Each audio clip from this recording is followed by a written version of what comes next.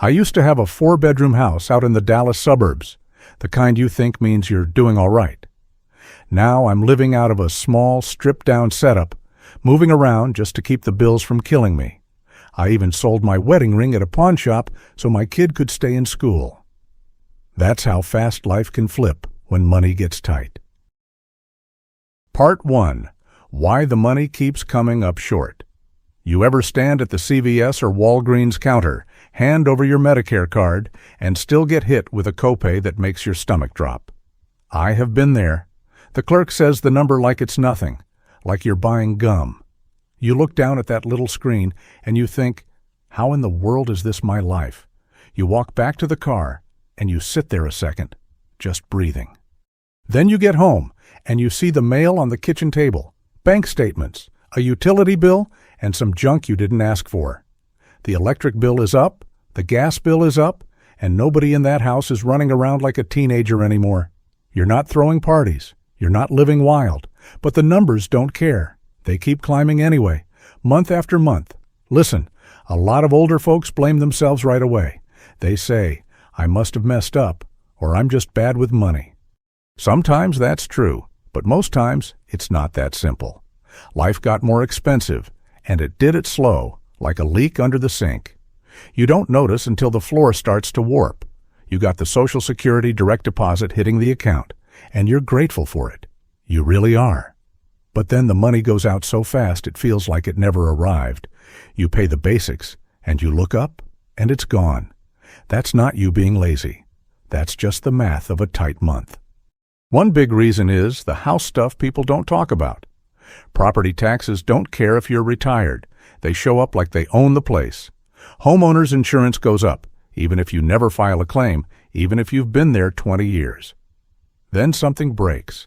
The water heater, the AC, the fridge, and it's never a small number. Not anymore. And then there's the car, that little monster that eats money while it sits in the driveway. You've got a car payment, or you've got repairs, or you've got both.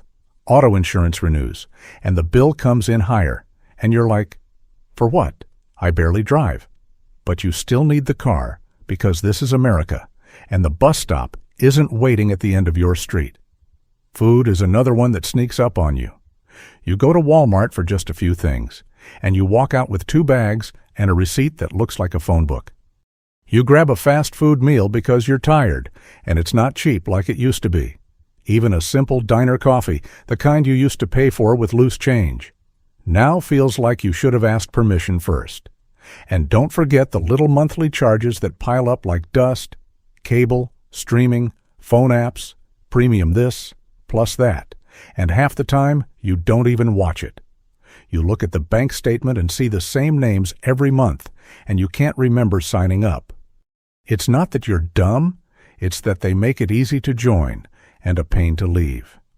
Health costs are the big one, and they scare people to death. It's not just the copay, it's the tests, the follow-up visit, the new pill, the pill that isn't covered, the pill that used to be $10 and now it's $40. You start doing that thing where you wait and see, because going in feels like opening a bill you can't pay. And that kind of fear, it sits in your chest, even when you're trying to watch TV. Another thing nobody wants to say out loud is how quiet it gets. The phone staying quiet messes with your head.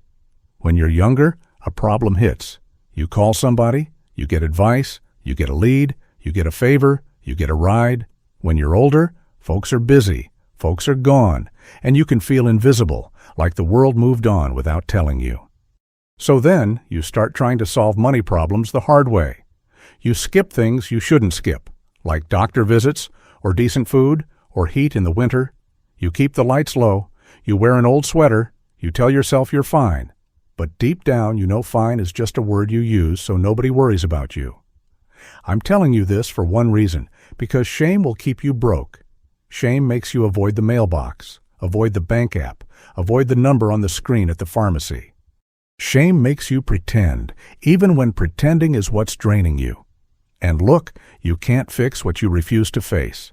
So tonight, or tomorrow morning, sit down at that kitchen table like you mean it.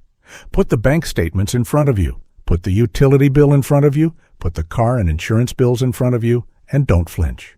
You're not doing it to beat yourself up. You're doing it to take your life back. We can't fix what we won't look at. Part 2. How to cut costs without cutting your heart out. All right, let's talk about cutting costs, the kind that helps you breathe, not the kind that makes you feel punished. I'm not here to judge you. I'm here to help you keep your lights on. So sit down at that kitchen table, grab a notebook, grab a pen, and pull your bills close. You're not doing this to feel bad. You're doing this so the month stops jumping you in the dark. First, start with the easy cuts, the ones that don't hurt your pride too much. Pick up that TV remote, look at that cable bill, and ask yourself who is really using it. A lot of us pay for channels we never watch because we've had it forever. If you've got a smart TV with streaming apps, you might be paying for cable and 3 or 4 streaming things on top, and half of it is just noise. So open your bank app or read your statement and circle every little monthly charge. Netflix, Hulu, whatever it is, plus some trial you forgot about. Don't overthink it. Just circle it and ask, did I use this last week? If the answer is no, cut it and don't feel guilty. These companies don't feel guilty taking your money, so you don't owe them a thing. Then move to the stuff that is medium hard, not scary hard, but it takes a phone call or a visit. Pull out your phone plan bill and look at it like it's a stranger. A lot of older folks are paying for too much data, too many lines, too many extras, because they got talked into it.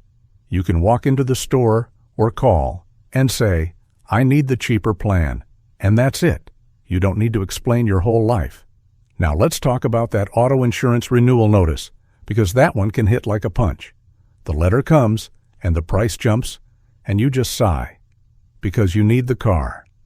But you can still shop it, you can still ask questions, and you can still switch if you have to. Go to your credit union or bank branch if you trust them, and ask, who has the better rate, because sometimes they can point you to a deal without all the slick talk. And listen, I know this part because I've done it. You feel weird asking. You feel like you're begging or you're admitting you're struggling. That is pride, and pride is expensive. Pride is the reason you keep paying for things you don't use, just so nobody thinks you're down bad. You see it in small moments, like when you don't want your neighbors to notice you're cutting back. You don't want your family to know you dropped cable, or you switched to a cheaper phone plan. You don't want your kids thinking they need to help because you're scared of being a burden. But the truth is, if your money runs out, pride won't pay the bill, pride won't buy your meds, pride won't put gas in the tank. Speaking of gas, look at your gas station receipt sometime. It's right there, gallons, dollars, and it adds up fast, even if you don't drive much. So do the simple math and ask if you can combine trips or cut one drive a week. It sounds small, but small is the whole game now. Small changes keep you steady, and steady is what keeps you sleeping at night. Now take a trip to the mailbox or the post office, wherever you grab your mail, and don't shove it in a pile. Open it and face it, even if it makes your chest tight. If you don't open it, you can't fix it, and late fees love a scared person. Put the bills in one spot on the table and keep it boring and plain. When it comes to groceries, don't try to be a hero. Just be smart. If Walmart works for you, go there with a short list and stick to it. If the dollar store helps for paper goods or basics, use it and don't let anyone shame you. A cheap can of soup is still food, and food is not where you should be trying to prove anything to anybody. Now we need to talk about the big one, the one people avoid, housing. This is where the real money goes, and this is where people get stuck. A lot of folks are in a house that made sense when the kids were home, and you were working full-time, and you had energy. But now it's just you, and a bunch of rooms you don't use, and a bunch of bills you do pay. I'm not saying sell your home like it's easy, and I'm not saying it like it's the only answer. I'm saying look at it honest. Look at property taxes. Look at homeowners insurance. Look at repairs. Look at heating and AC, and ask if this place is helping you live or draining you dry. Sometimes the best thing you can do is live smaller, so you can live longer and live calmer. If you're not ready for that step, fine, take a smaller step. Maybe you rent out a room to someone you trust. Maybe you move to a smaller place in the same town. Maybe you look at a 55-plus community if it fits your budget. Maybe you move closer to what you actually use, the store, the doctor, the people you know, so you drive less and spend less. The point is, you don't have to do everything today, but you do have to stop pretending the big bill will magically shrink. So here's what I want you to remember. Keep it simple. Start with the easy cuts, the stuff you barely touch. Then do the medium cuts, like phone plans and insurance. Then face the big one when you're ready. Do it with your head up, not with shame. Cut the things that don't help you live before you cut the things you need. Part 3. Big house, too much stuff, and a tired mind. You ever pull up to your house, hit the garage door button, and watch it roll up slow, like it's tired too? You see dusty storage bins stacked to the ceiling. You see old paint cans. You see a ladder you haven't touched in years. Right there, before you even step inside, you can feel it. This place owns a piece of your head, and you start to wonder, when did my home turn into a warehouse? Then you climb up and pop open that attic hatch, and the heat hits you in the face. Up there, it's just boxes, more boxes, and a stack of holiday decorations that only come down once a year, if they come down at all. You find the old toolbox you swore you needed, but now your hands ache after 10 minutes of work. You look at it all, and you don't feel rich. You feel tired. A big house sounds nice when you're younger, when the kids are running down the hall, and the table is full, and you're working. Back then, every room had a job, but after 55, after the kids move out, those rooms turn quiet, and quiet costs money. Empty rooms still need heat, still need AC, still need a roof over them. And people don't talk enough about how a house eats, even when you're asleep. Property tax shows up, no mercy, like a bill from a stranger. Homeowners insurance renews, and it's higher again, even if you never asked them for a dime. Then you get a roof repair quote, and your eyes go wide, because it costs more than it used to cost to buy a whole used car. Now add the stuff you saved because it meant something. Kids' stuff left behind, old school trophies, boxes of baby clothes, a bike with flat tires, a lamp nobody wants but you can't toss. You tell yourself, I'll deal with it later. But later turns into years, and every year it gets heavier. The worst part is, it's not just the money, it's the brain space. You walk past the same pile every day, and your mind keeps a little note. I still haven't handled that. That note sits there like a pebble in your shoe. After a while, you don't notice the pebble, but you walk crooked. Then the house hits you with the surprise stuff, the stuff that never comes at a good time. The water heater starts leaking, and you see a wet spot on the floor, and your heart drops. Or the AC breaks in the middle of summer, and you're sitting there sweating, thinking, I can't afford this, but I can't live without it either. That kind of stress is not a small thing. It's a weight on your chest. And you know what else? Yard work. That lawn doesn't care how old your knees are. You see a lawnmower sitting in the garage like a warning, or you get a yard service flyer on the doorknob offering a deal. And you think, even the grass costs money now. You either pay with your back or you pay with your wallet. Some folks hear all this and say, so you want me to be one of those trendy minimalists? No, I don't care about trends. I'm talking about survival. I'm talking about sanity. If the house is draining you and the stuff is choking you, then something has to change, or you'll spend the rest of your good years just managing piles and bills. Downsizing isn't giving up. It's making room to breathe. It's saying, I don't need 4 bedrooms to prove I made it. I need a place I can keep warm, keep safe, and keep clean without getting beat up. You're not less. You're just done carrying things you don't use. So here's a simple way to look at your stuff and keep it from turning into a big emotional fight.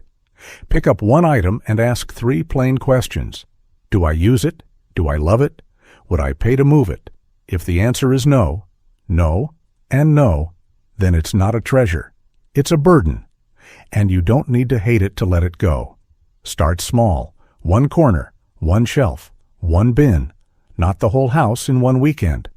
Put a thrift store donation pile by the door and keep it honest. Then take it to a Goodwill drop-off, and don't stand there and cry over every plate. Just keep walking. You're not throwing away your life. You're clearing space for the life you still have. Some things are worth money, and it's okay to sell them. Put up a garage sale sign, keep the prices simple, and let the stuff move. If you're comfortable, answer a Facebook Marketplace message and meet in a public place, like the police station lot or a busy store parking lot. It's not about getting top dollar, it's about turning dust into breathing room. Now let's talk housing choices. Real ones, not fantasy.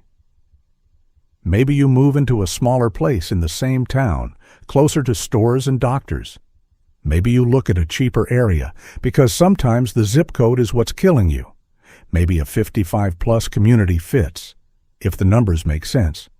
Or maybe a roommate works, but only if it's safe and you trust the person. And yes, moving is work. I won't lie. You see a U-Haul in the driveway, you see moving boxes stacked in the living room, and it feels like a big step. But the big step can lead to a smaller monthly bill, and a smaller monthly bill can save your sleep. Sometimes peace comes in a smaller square footage. One of the hardest moments is walking through those empty bedrooms after the kids are gone. You stand in the doorway, and it's quiet, and you can almost hear the old noise in your head. That's when people cling to the house, not because they need it, but because they miss what it used to be. I get it. I really do. But a memory can live in your heart. It doesn't need a whole room. So don't do this with shame, and don't do it with panic. Do it with your eyes open and your feet on the ground. You can keep the few things that matter. You can let the rest go, and you can choose a home that fits the life you have now. A house is supposed to hold you, not bury you. Part 4. Bringing money in. Keep it small and steady. All right, let's talk about bringing money in, and let's keep it honest. At 55 and up, you don't need a big comeback story. You need steady money that doesn't break your back and doesn't wreck your head. I've seen folks get hungry for a big win, and that's when they get fooled, or they get hurt. So we're not chasing fireworks. We're building a small, steady fire that keeps the house warm. Start with what you already have, even if it isn't much. Print out your Social Security statement from the SSA website, or keep the paper copy if you have it, and put it on the kitchen table. Put your retirement account statement right next to it, the one you avoid looking at. Then just read the numbers like a grown person, not like someone getting punished, because that's your life on paper. If you don't understand what you're seeing, don't sit there and guess. Go to your credit union, walk into the lobby, and talk to a real person at the teller window or the desk. You don't need fancy words. You just say, "I'm retired," or close to it, "and I need help reading my own numbers." A good place will not make you feel stupid, and if they do, you walk out and find a better place. Now listen close. This matters. Don't pull money out of your retirement like you're yanking a weed. A lot of folks get scared, and they take too much too fast because they want the fear to stop today. But that money is supposed to last. It's supposed to carry you, not just patch 1 month. So go slow, ask questions, and if you can, plan it so you're not living on panic withdrawals. Then there's the simple truth. Sometimes you need a little work, even after you thought you were done. That does not mean you failed. It means the world got expensive. Go to the public library, look at the job board flyer near the front, and see what's local and simple. You're not trying to be a hero. You're trying to keep groceries in the house without burning yourself out. A lot of older folks do fine with jobs that are steady and easy on the body. A Walmart greeter job is not sad. It's honest, and it gets you out of the house, and it brings in money. Being a school crossing guard is simple work, and it feels good to be useful again. And a part-time shift at a grocery store, a few hours, a few days, can cover the phone bill or the light bill, and that matters. Now, if you do anything that uses your car, you have to count the real cost, or you'll work for nothing. Keep a gas station receipt. Look at it, and write down the miles on the car, because miles are money too. People sign up for delivery work, and they only see the pay. They don't see the wear on the tires. If you're sitting in a Walmart parking lot or a Home Depot lot waiting on an order, you're not just waiting, you're spending. And yes, some folks use those delivery apps, like Amazon Flex, or whatever is in your area. And I'm not saying don't do it, I'm saying be smart. Look at the app on your phone, then look at your gas, then look at your time. If it leaves you sore, angry, and broke, it's not a job, it's a trap. A little extra money should make life calmer, not make you feel like you're getting chased. Selling extra stuff can be a safer way to bring money in, because it doesn't cost your knees and it doesn't cost your engine. Put a few good items out, run a yard sale, keep it simple, and let the junk go. If you use Facebook Marketplace, meet in a public place, like a busy store lot, and bring someone if you can. You don't need top dollar, you need less clutter and a little cash in your pocket. Now let me warn you about something, because this is where older folks get hit the hardest. You get a stack of credit card offers in the mail, pre-approved, low rate, cash now, and it looks like help. It is not help, it is a leash. And once you put it on, it's hard to get off. And that free seminar flyer or that investment tip ad that smells slick, that's not a blessing. That's somebody shopping for a victim. So if you remember one thing from this part, remember this. You don't need to win big. You need to not lose. You need to not get tricked. You need to not dig a hole you can't climb out of. Keep the money coming in simple. Keep it steady, keep it honest, and keep it safe. I don't need to win big. I just can't afford to lose. Part 5. Meds. Medicare. And the fear that one illness wipes you out. You sit in a clinic waiting room long enough, and you start to hear things you can't unhear.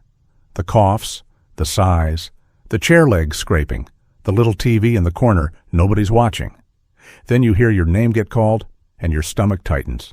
Not just from the doctor talk. A lot of us get scared because we know what comes after the visit, the bill. I want to say this out loud because folks act like it's rude to say it. A lot of older Americans are walking around with the same fear.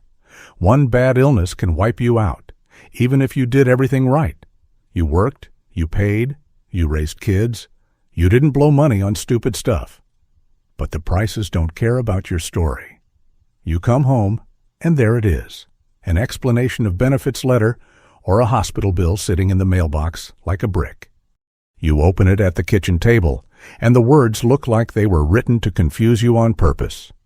You see numbers, codes, patient responsibility, and you feel your chest get hot. That's when people shove it in a drawer, because looking at it feels like getting hit twice. Then you look at the kitchen counter, and you see the bottle of pills sitting there, like a little reminder that life costs money now. You don't take pills for fun. You take them so you can walk, so you can sleep, so your heart doesn't act up. And still, you can stand at the CVS or Walgreens pharmacy counter, and the copay at the register can make you blink hard. You hand over your Medicare card, and you still feel like you're paying rent for staying alive. So let's keep this simple, because simple is what works when you're tired.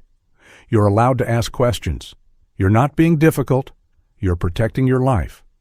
When the pharmacist says, "That'll be $42, you can say, "Is there a generic?" And you can say it with your head up. You can also say, "Is there a cheaper one that does the same thing?" Because sometimes there is. And nobody tells you unless you ask. Then you do one more thing. You compare, like you would compare gas prices. One pharmacy can charge one price, another can charge a different one, even in the same town. So ask the pharmacist, "What's the cash price?" And yes, say cash price, because sometimes it's cheaper than what you think. You can call a different place and ask too, and that phone call can save you more than skipping dinner ever will. Now let's talk about the thing that makes people want to throw the phone, that they make you call and wait mess. Sometimes the pharmacy tells you they can't fill it yet because they need approval and you're stuck in the middle. So you call, you sit on hold, and you feel like your whole day got eaten. But you do it anyway because you need that medicine, and you need to learn that you're allowed to push, polite but steady. Here's another simple move that helps. Ask about a 90-day fill if it makes sense for your meds. Fewer trips can mean fewer problems, fewer chances for a surprise. It can also help you plan better, so you're not standing at the counter every few weeks hoping the price didn't jump. You don't have to be a genius to do this. You just have to open your mouth and ask.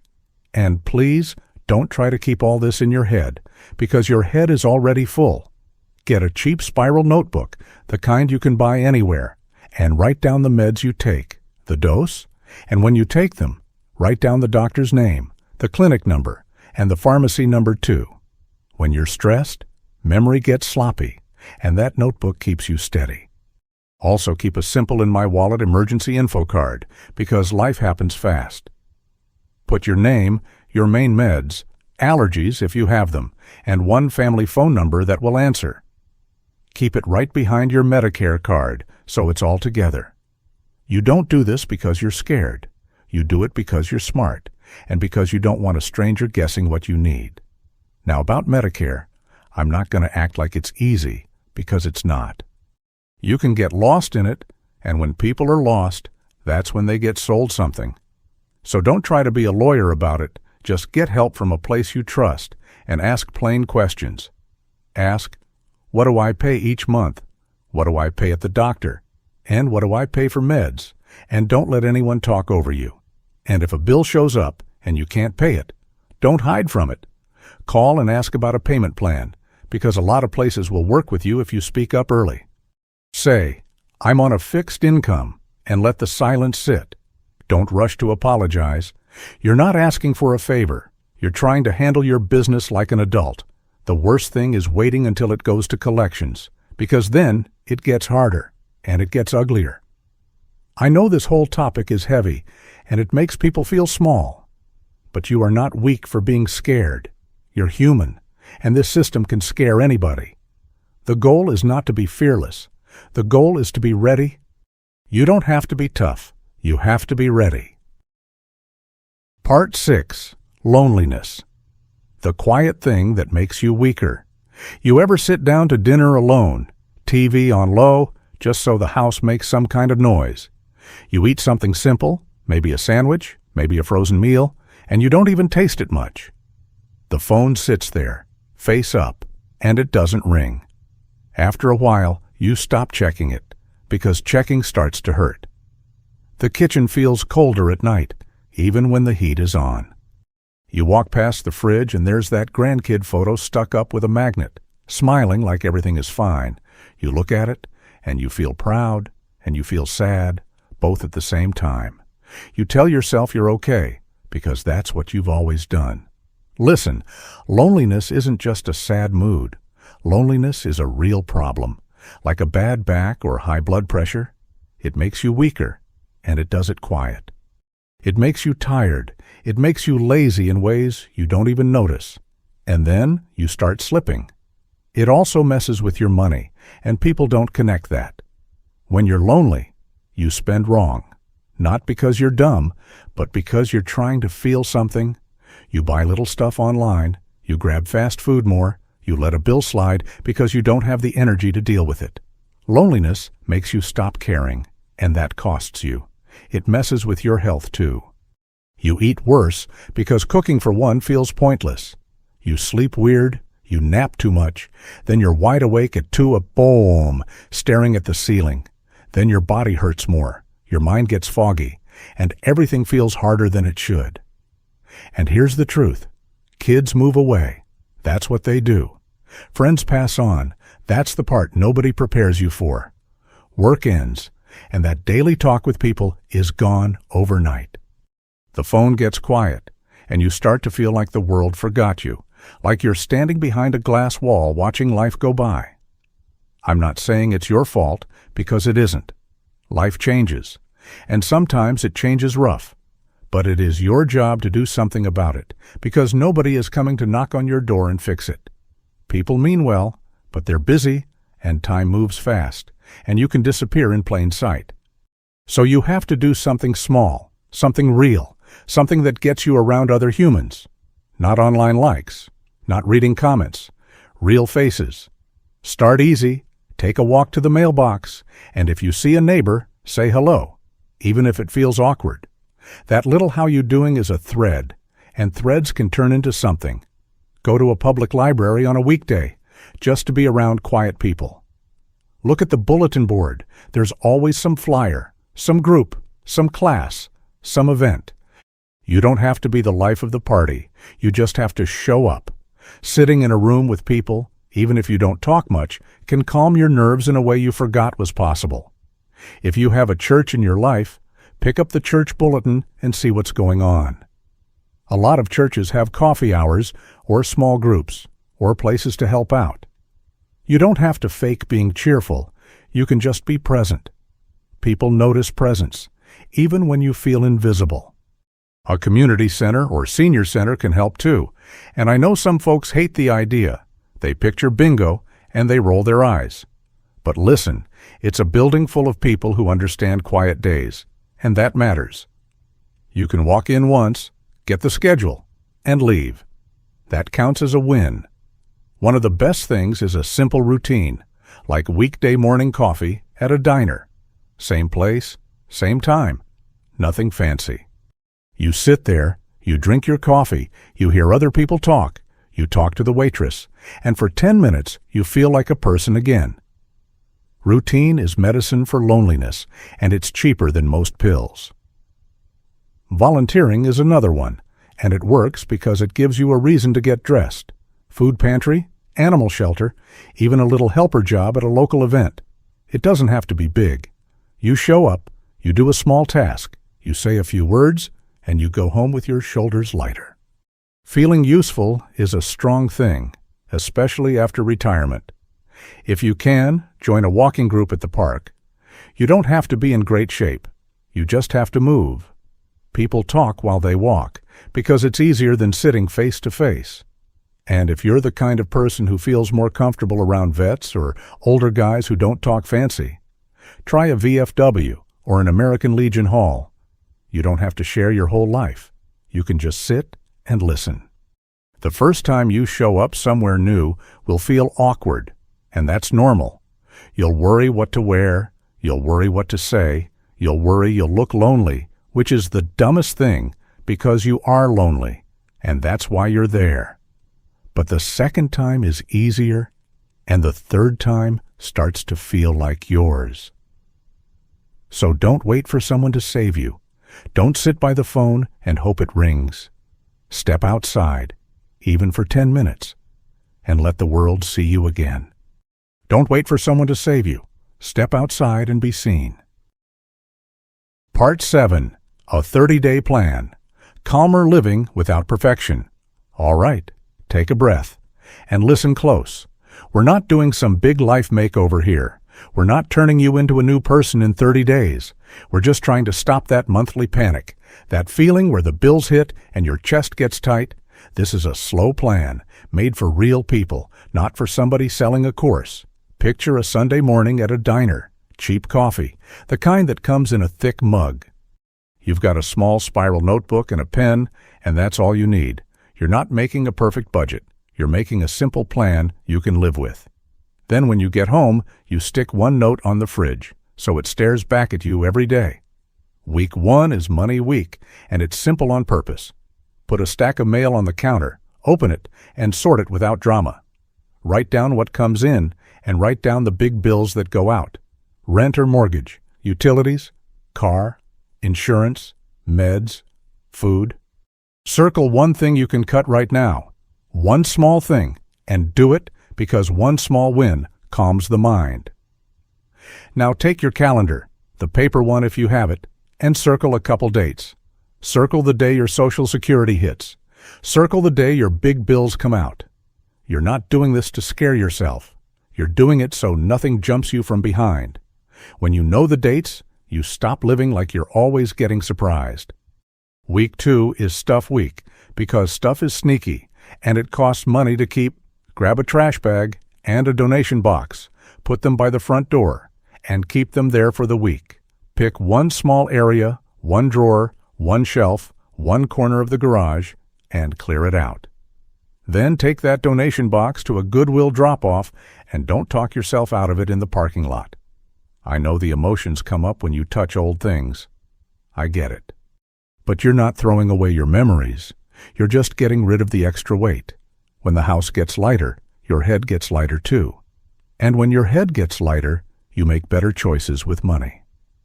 Week 3 is the phone call week, the one you keep avoiding. Put the phone on speaker, sit at the kitchen table, and make one call that matters. It might be Social Security, it might be Medicare, it might be the doctor's office, it might be the billing department, it might be your credit union. If you need help reading a bill or picking the right plan, go to the credit union in person. Walk into the lobby, talk to a real person, and say, "I'm trying to get steady, and I need help." You don't have to sound smart, you just have to be willing. Then write down what they tell you in that spiral notebook, because your brain doesn't need more clutter. Week 4 is the real-life connection week, because money and health get worse when you're alone. Start with a simple walk to the mailbox, just to get outside every day. Then pick one place to show up in person. One time, no big speech, no pressure. It can be the library, a senior center, a church, or a food pantry volunteer shift. The first time will feel awkward. That's normal. You'll worry you look lonely, and that thought is funny in a sad way because half the people in the room feel the same. But showing up is the win, not talking the most. You're building a small habit, and small habits save lives. Now let me say something important, because folks get stuck right here. You will miss a day. You will get tired. You will have a week where nothing feels better. That does not mean you failed. It means you're human. The plan still works if you come back to it. So keep the whole thing simple. Money first, then stuff, then one phone call, then one place where people are. One small win each week. That's all I'm asking. You don't have to fix your whole life this week. Just fix one small thing.